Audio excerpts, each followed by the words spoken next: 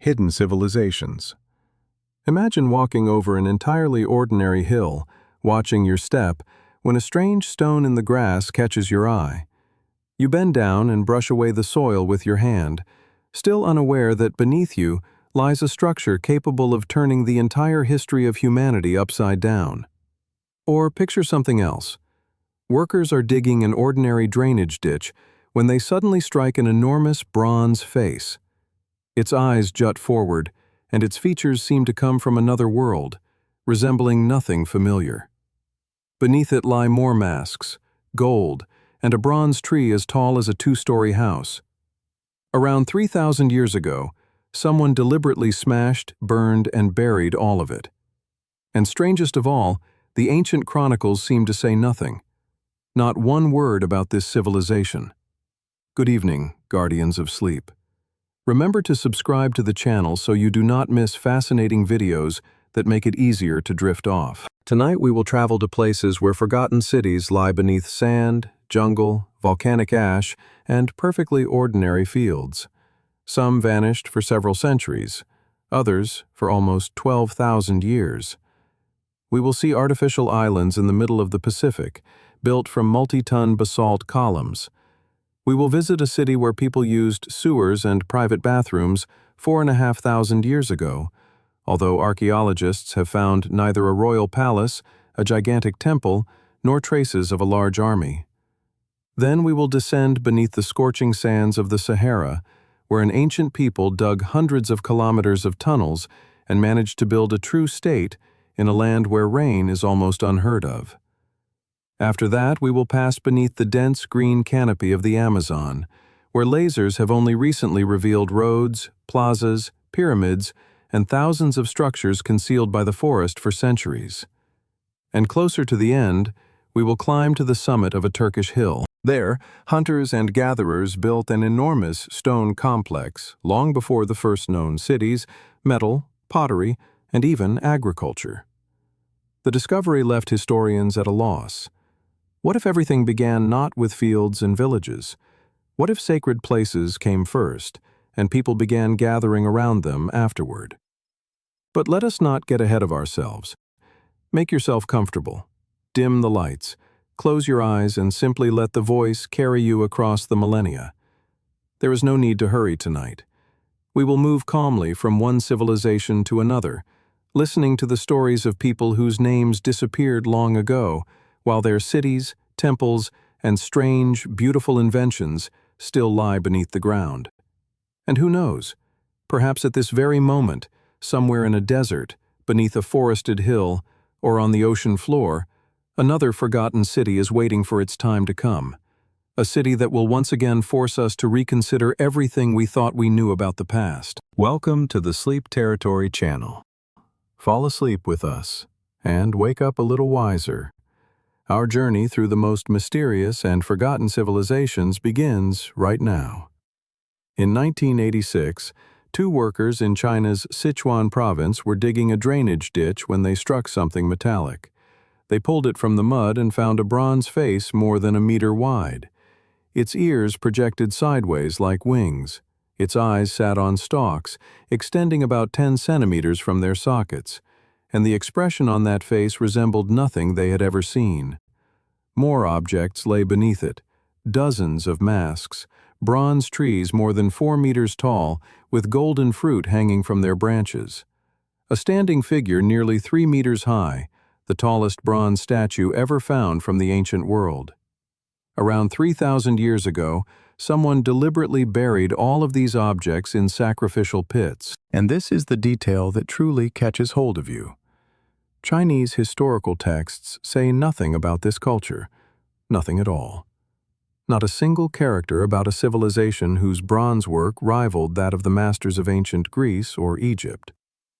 China, whose history is recorded almost year by year, somehow seems not to have noticed it. In the Amazon, a forest Europeans regarded as nearly empty for 500 years, LiDAR revealed an entirely different picture in 2022. Not villages, cities. They were connected by roads and surrounded by engineered fields, plazas, and earthworks. Millions of people may once have lived there. And in southern Turkey, on the summit of a hill that generations of farmers simply steered their plows around, archaeologists found a 12,000-year-old temple. It predates agriculture, pottery, metal, and writing. It is older than everything we were long told had to come first. Hunter-gatherers built it. The very people who, according to the old version of history, were not supposed to be capable of such a thing. That was what the textbooks said. Apparently, the temple had not read them. What follows is a countdown of 10 hidden civilizations whose remains puzzle even historians. Stay until the end. The discovery at number 1 forced scholars to reconsider what was, in essence, the central rule of human history. The debate surrounding it has still not ended. And while you are here, tell us in the comments where you are watching from. It will be interesting to see how many countries gather here. Number 10. Nan Madol, Pohnpei, Federated States of Micronesia. On a coral reef, 3,000 kilometers from the nearest continent, stand 92 artificial islets. They were built from black basalt columns laid like logs, horizontally, vertically, and in alternating courses. The result was a series of walls rising as high as 8 meters. Some of the columns weigh 50 tons. A few are longer than a school bus. And here is where things become truly strange. There is no basalt on the reef itself. The nearest source lies on the main island, across open water. In other words, someone first transported tens of thousands of multi-ton columns by sea and then used them to assemble an entire city directly on a coral reef. Nan Madol was built approximately between 1200 and 1500 CE. It served as the ceremonial and political capital of the Saudeleur dynasty. According to the Smithsonian Institution, the complex covers roughly 1.5 square kilometers of reef and lagoon. Canals connect the islets, allowing people to travel between them by canoe. This is why Nan Madol is known as the Venice of the Pacific. Yet the engineering question remains unresolved. Rufino Mauricio of the Federated States of Micronesia's Historic Preservation Office estimated that the site contains roughly 750,000 tons of basalt. The columns were quarried from volcanic formations on the main island and transported to the reef. Precisely how this was achieved using canoes and pre-industrial technology remains unclear. There have been experiments. In 1995, a team led by William Ayres of the University of Oregon attempted to move a single basalt column using traditional methods: log rollers, a wooden sled, and human labor. Moving that one column required dozens of people and a great deal of time. If that pace is applied to the entire complex, the construction timeline simply does not add up. Pohnpei's oral tradition offers its own answer. Local legends recorded by the Historic Preservation Service say that the Saudeleur rulers used magic to make the stones fly from the quarry to the reef. Literally. The stones floated through the air and placed themselves in position. Archaeologists, of course, say that is impossible. But so far, they have not been able to demonstrate convincingly how it was all accomplished by ordinary means either. The stones are there. The quarry is there. An ocean lies between them, and the descendants of the builders calmly say, yes, the stones flew. Number 9. The Garamantes, Fezzan, Libya. The middle of the Sahara, summer temperatures above 50 degrees Celsius, almost no rainfall. It seems like a place where a person would live only to prove a point. And yet, for roughly 1,000 years, a society numbering in the hundreds of thousands existed here. The Garamantes controlled the Fezzan region of what is now southwestern Libya from around 500 BCE to 700 CE. 20 years of fieldwork led by Professor David Mattingly of the University of Leicester showed that they were not a small nomadic group on the edge of the known world. They formed a state-level society with fortified cities, monumental tombs, and perhaps a population of several hundred thousand. The obvious question is how any of this could function in a desert with no river, lake, or rain. The answer lay underground. Mattingly's team discovered more than 600 subterranean tunnels known as fogaras, with a combined length of hundreds of kilometers. These tunnels reached a fossil aquifer, ancient water trapped in the rock since an era when the region's climate was far wetter. Gravity did the rest. Water flowed through the fogaras toward the surface, irrigating fields and filling reservoirs. No pumps, only the slope of the tunnels. Rome knew about the Garamantes. Tacitus wrote that the empire attempted to subdue them and failed. The Garamantes raided Roman possessions on the North African coast and then retreated into the desert, where the legions could not follow. The Sahara itself protected them. No army could maintain supply lines that far into the desert for that long. And yet, it was not war that destroyed them. A hydrogeological study published in Libyan Studies showed that the water sustaining the Garamantian state was fossil water and did not replenish itself. It was a finite reserve, accumulated over tens of thousands of years during a much wetter climatic period. The Garamantes drew on it for roughly a millennium. Then the reserve ran low, and they disappeared along with it. Not Rome, not the desert, simply the falling level of the groundwater. Number 8. Ciudad Perdida, Sierra Nevada de Santa Marta, Colombia. It was not archaeologists who found it. It was grave robbers.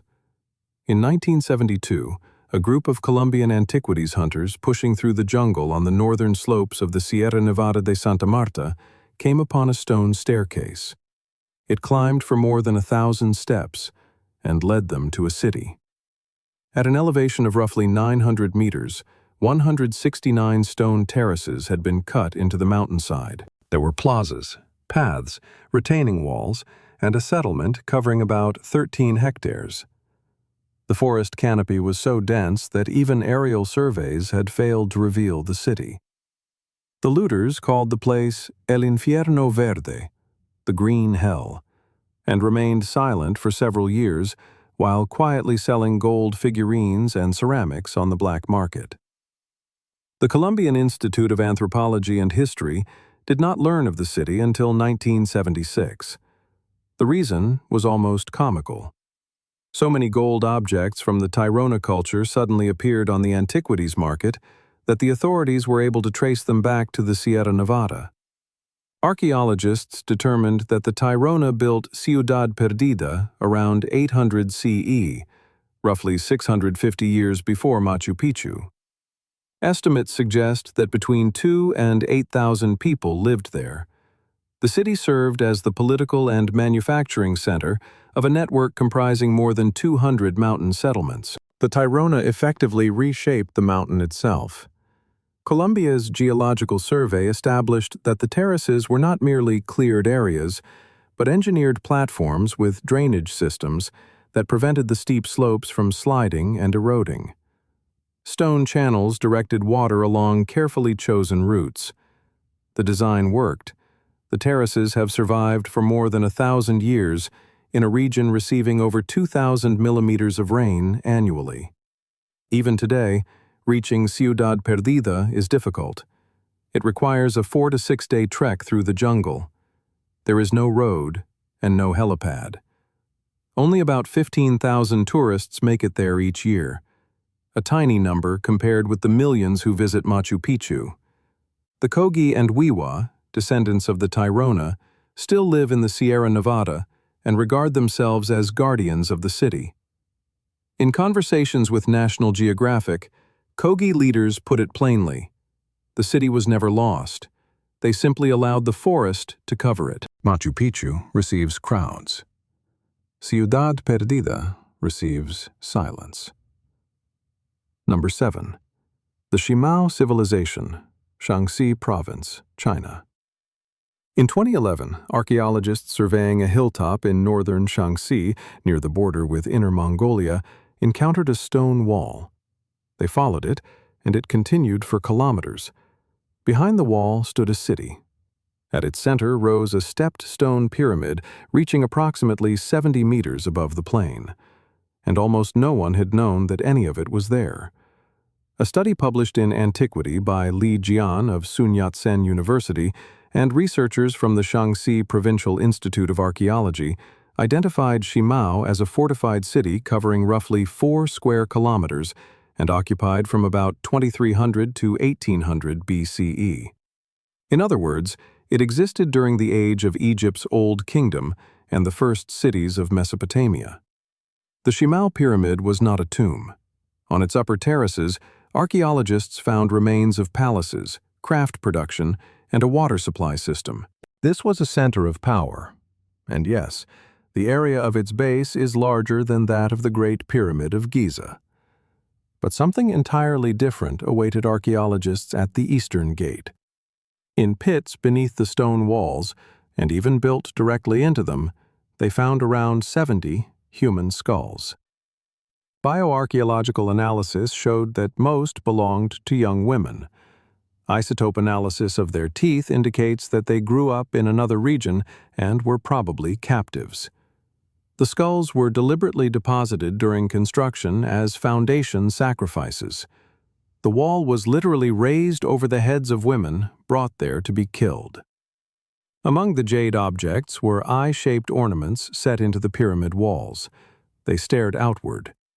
And to be honest, the effect is unsettling, as though dozens of jade eyes are watching over the plain. But the strangest part of the story is not even that.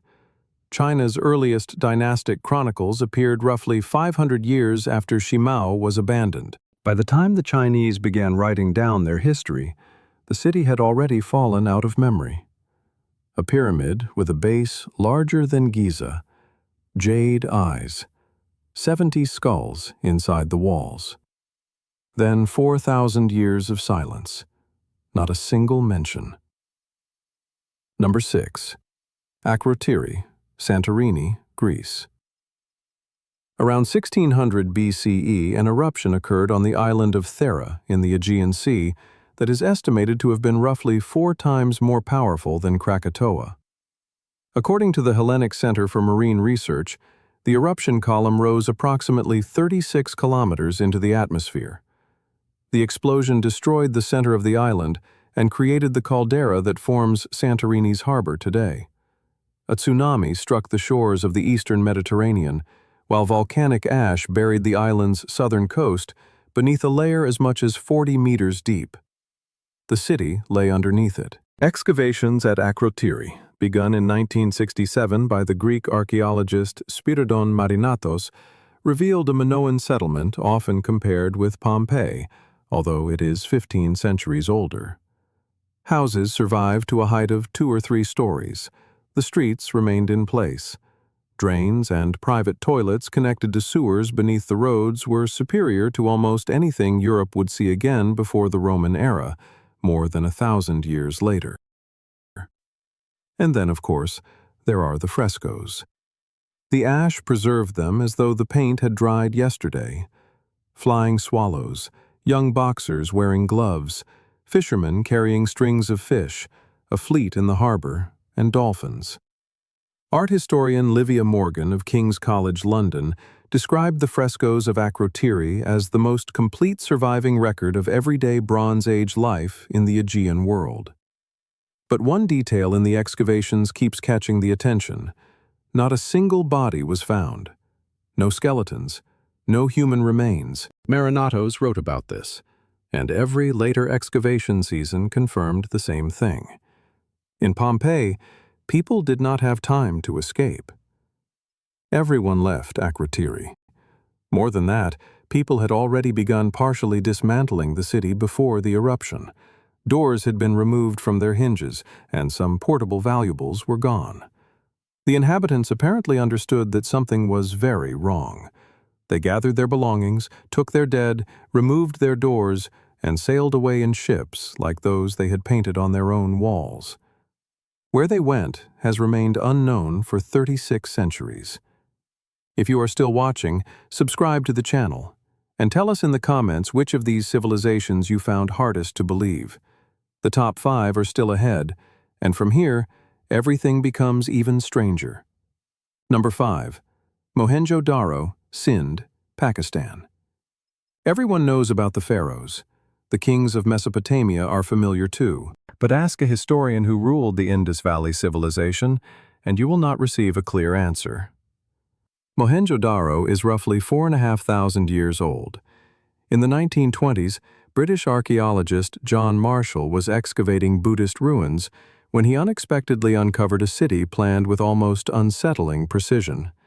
A rectangular street grid, bricks made to a single standard, and sewers beneath every road. Nor was this an isolated case. More than 1,000 settlements belonging to the same civilization were later discovered across a territory larger than ancient Egypt and Mesopotamia combined. Around 40,000 people lived in Mohenjo-Daro itself.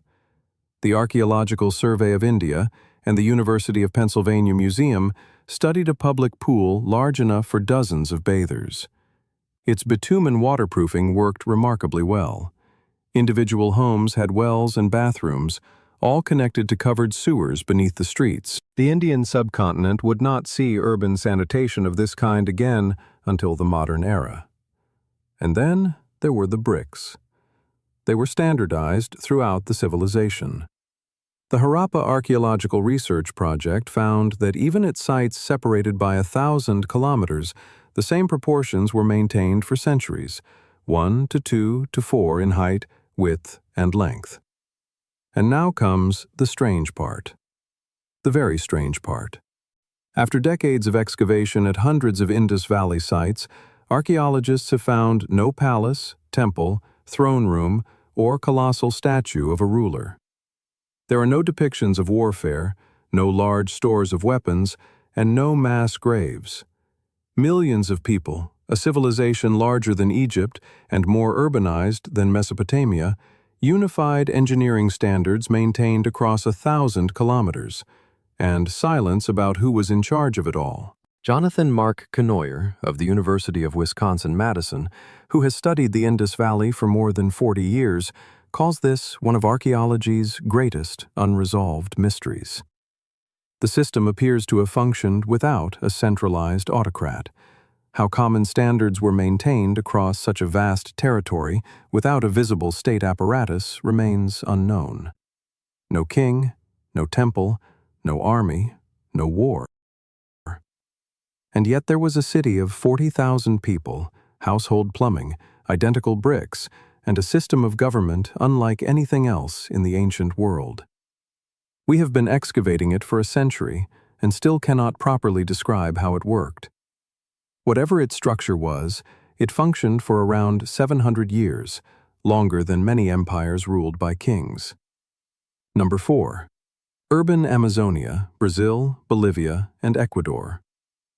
For 500 years, people were wrong about the Amazon. The forest was regarded as the last great expanse of wilderness. Too dense, its soils too poor, its climate too harsh. How could any complex civilization have existed there? When the conquistador Francisco de Orellana traveled down the Amazon River in 1542 and reported large cities along its banks, roads, fields, and tens of thousands of inhabitants, European historians simply dismissed his account. They said he had invented it. In 2022, LiDAR showed that he was not the one inventing things. They were. A study by Heiko Prumers of the German Archaeological Institute, published in Nature, uncovered a network of urban settlements beneath the forest canopy of Bolivia's Llanos de Mojos. There were pyramidal platforms rising as high as 22 meters, broad, straight roads extending for kilometers through the forest, canals, and reservoirs. This was not a scattering of villages, but a carefully designed system for managing water and space. The settlements existed from approximately 500 to 1400 CE. Thousands of people lived in the largest of them. The roads connecting them were raised above the level of seasonal floods, essentially causeways across terrain that becomes a shallow lake for several months each year. Then in 2024, another LiDAR study appeared, this time in Science. Stephen Rostaing of France's National Center for Scientific Research revealed an even older and larger network in Ecuador's Upano Valley.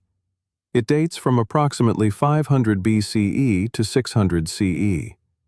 More than 6,000 earthen structures were identified, platforms, plazas, and roads spread across roughly 300 square kilometers. Judging by the density of construction, tens of thousands of people lived there.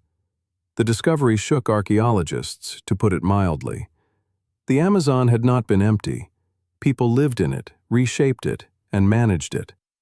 More than that, the forest itself may have been the product of human activity extending over thousands of years. Europeans encountered a cultural landscape and mistook it for wilderness simply because the people who had created it had already died from introduced diseases before most colonists ever reached them.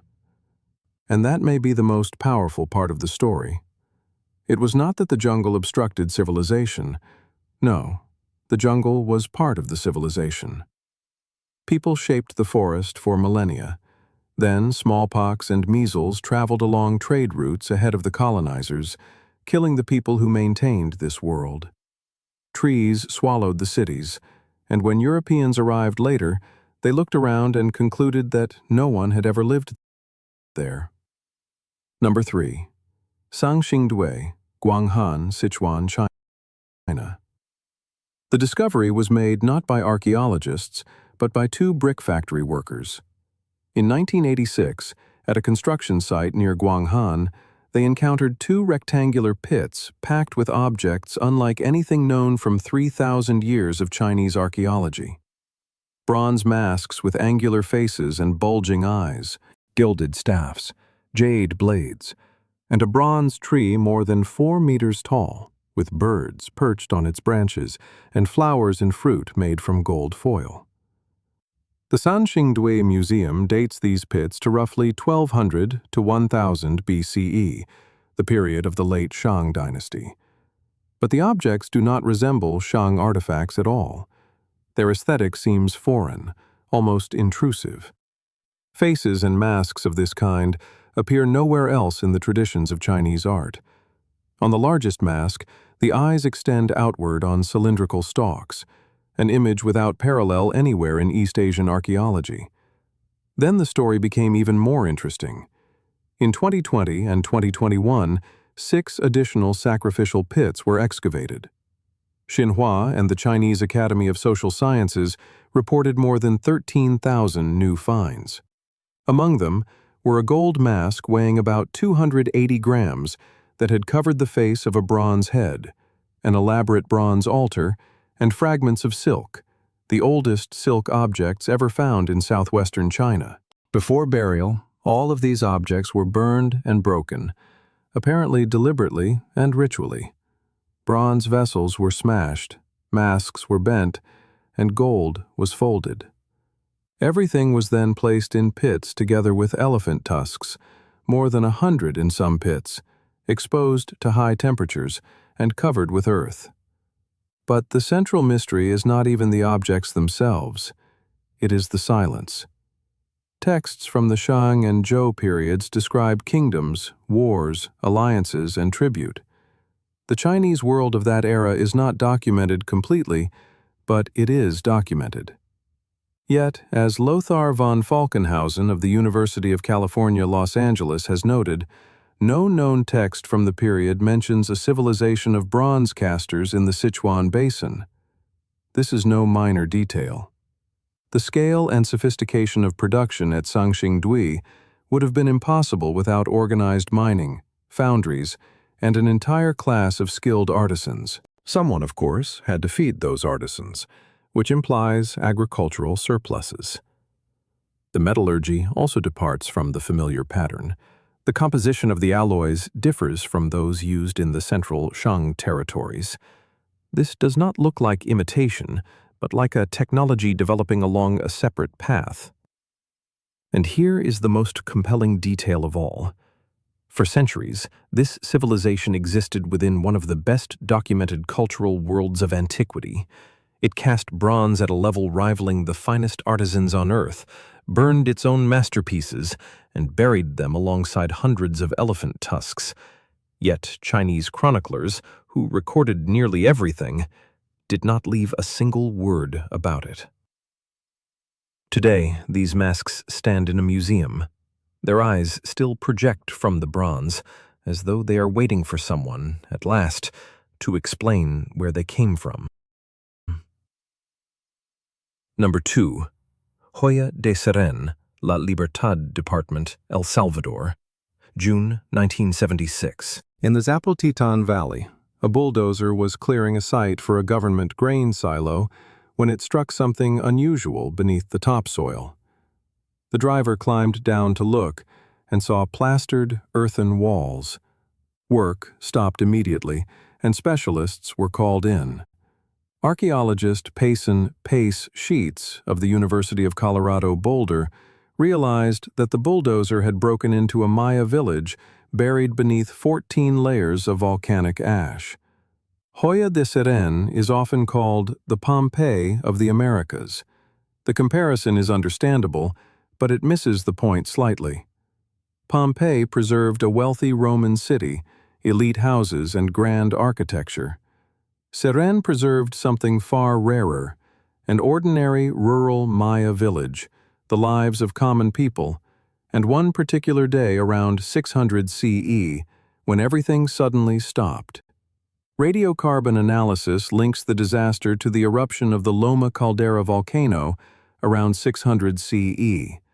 The ash arrived quickly. Over more than 40 years of research, Sheets and his team concluded that residents had perhaps an hour's warning. They simply ran, leaving everything exactly as it was. The site yielded painted ceramic bowls with food still inside, fingerprints in wet clay vessels that someone had been putting away in the middle of a task, sleeping mats, a ceremonial building with the remains of an offering on its altar, a sauna, and storerooms. Inside those storerooms were beans, chili peppers, cotton, and cacao seeds, each kept in separate containers. But perhaps the most striking discovery was the fields. Ash buried the crops while the plants were still standing. Corn about 2 months old was literally frozen in place, complete with leaves, roots, and the precise pattern of the planting beds. The fields used a ridge and furrow system. For a long time, scholars believed that the Spanish introduced this technique more than 1,000 years later. Serén overturned that assumption. The Maya were using it by at least 600 CE. The textbooks had to be corrected. It appears that everyone in Serén escaped. No human remains were found. In that respect, it resembles Akrotiri. But the evacuation at Akrotiri seems to have been prepared in some way, while this one was not. No packed belongings, no doors removed, no attempt to save valuables. The residents left empty-handed. Where they went, whether they survived, whether they reached other villages, whether they told anyone what happened, and whether their descendants ever returned, there is only silence. The village lay beneath 14 layers of ash, together about 90 centimeters thick, for 14 centuries, until a bulldozer preparing the ground for a grain store happened to strike it. The corn was still standing in the soil. Number 1. Göbekli Tepe, Şanlıurfa Province, Turkey. In 1994, a Kurdish shepherd named Şafak Yildiz was walking across the summit of a hill near the city of Şanlıurfa in southeastern Turkey when he noticed an oddly shaped stone projecting from the ground. It was not an ordinary piece of limestone. It had a flat surface and a worked edge. The shepherd reported the discovery, the information reached the Şanlıurfa Museum, and the museum contacted the German Archaeological Institute. In 1995, archaeologist Klaus Schmidt arrived at the hill. He looked at the stone. Then he began excavating. From that point on, the story departed completely from the textbooks. Schmidt and the teams who followed him uncovered a series of circular structures formed from gigantic T-shaped limestone pillars. Some weighed more than 15 tons and rose almost 6 meters high. Carved into them were reliefs of animals: foxes, wild boars, snakes, vultures, scorpions, and lions. Their style was unlike almost anything previously known. Radiocarbon analysis dated the earliest structures to around 9,500 BCE, 12,000 years ago. And that created a problem. According to the familiar archaeological model, the people of that era were hunter-gatherers. They had no agriculture, domesticated animals, or permanent settlements. They were not supposed to possess the organized workforce, food surpluses, or social structure needed to quarry, transport, carve, and raise 15-ton pillars. In short, they were not supposed to know how to do this.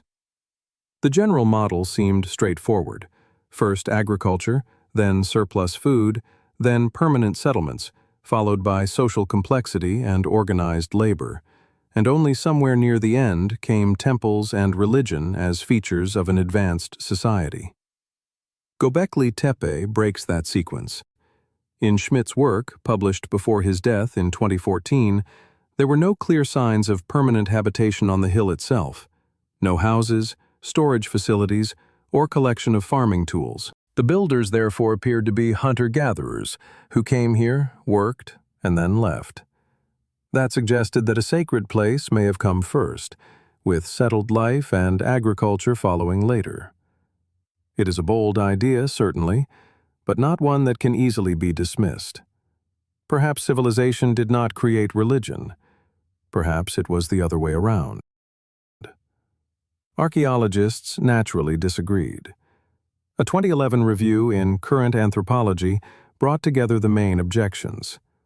Some researchers argued that the site might not have been exclusively ritual, but instead a transitional settlement. At nearby sites from the same era, such as Karahan Tepe, archaeologists found evidence of grain processing, suggesting that early agriculture may have developed alongside the construction of Göbekli Tepe. The revolution may therefore have been less absolute than Schmidt believed. But the pillars remain. Somehow they still have to be explained. Experimental estimates by the German Archaeological Institute suggested that quarrying and moving a single 15-ton T-shaped pillar from a limestone source about 100 meters from the complex would have required the coordinated labor of at least 500 people. Feeding 500 hunter-gatherers gathered in one place for a construction project would have required food management on a scale previously associated with agricultural societies. And there is one more detail. It is often overlooked. According to Schmidt's records, the complex was not simply abandoned. It was deliberately filled in. The circular structures were packed layer by layer with rubble, earth, animal bones, and stone tools. The T-shaped pillars were concealed. The carved animals were buried beneath tons of material. Someone, or many people, expended enormous effort to hide what they themselves had built. Schmidt believed that filling the complex required at least as much labor as constructing it. The people did not simply leave Göbekli Tepe. They erased it from the face of the earth. For almost 10,000 years, the complex lay beneath a hill crossed by shepherds every day, none of them knowing that the oldest monumental architecture on earth was beneath their feet. One shepherd noticed a strange stone. A German archaeologist devoted the rest of his life to excavating it, and what emerged forced scholars to rewrite the opening chapter of human history. For years, we were taught a single sequence. First survival, then agriculture, then villages, and only after that, gods. Göbekli Tepe allows for the reverse. Perhaps the gods and the temple came first. Everything else, fields, villages, cities, kingdoms, and empires, may have grown afterward because a group of hunter-gatherers once looked at a hill and decided that a sacred place should stand there. They built it. They carved animals into the stone. They raised pillars heavier than a school bus, and then, for a reason no one has understood in 12,000 years, they buried their own creation. The hill kept its secret for 100 centuries, until one shepherd became curious.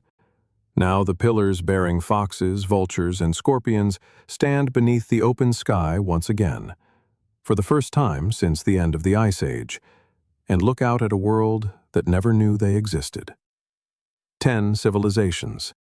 92 basalt islets built on a coral reef in the middle of the Pacific, a kingdom whose descendants still say that the stones once flew. A state in the heart of the Sahara that survived on an ancient aquifer until the water simply ran out. A city in the Colombian jungle, 650 years older than Machu Picchu, discovered by grave robbers and now guarded by the descendants of those who built it. A Chinese pyramid with jade eyes and 70 skulls sealed inside its walls, while 3,000 years of Chinese history somehow passed it by. A city beneath volcanic ash, with painted walls and running water, from which every resident managed to escape. Where they went, no one knows. A city of 40,000 people, with household sewers, but no known king, temple, or army. The cities of the Amazon, swallowed by the forest after European diseases wiped out the people who managed that world. A Chinese bronze-working culture that made masks with bulging eyes, strange objects unlike anything else. A Maya village where corn remained in the soil and fingerprints remained in clay. And a temple on a Turkish hill, built 12,000 years ago by people long thought incapable of such a feat, who then buried it themselves. All of these civilizations were invisible. They were concealed by ash, jungle, sand, and ocean, or by our certainty that they simply could not have existed. And each time they returned, something in the familiar picture of the past began to crack. The textbooks do not exactly lie. They are simply incomplete. And whenever someone notices a strange stone in the ground, sends a laser through the forest canopy, or catches an ancient wall with a bulldozer blade, the blank spaces only grow larger. The earth is filled with things we have not yet found. The ocean floor is filled with things we have barely even searched for. And perhaps the next civilization to overturn our understanding of the past is lying right now beneath a hill that someone crosses every day without ever looking down. Which of these civilizations most changed the way you see the past? Tell us in the comments. And if you stayed until the end, well, you already know this channel is for you. Subscribe and turn on notifications. Our next video will carry us to a place hidden even more carefully.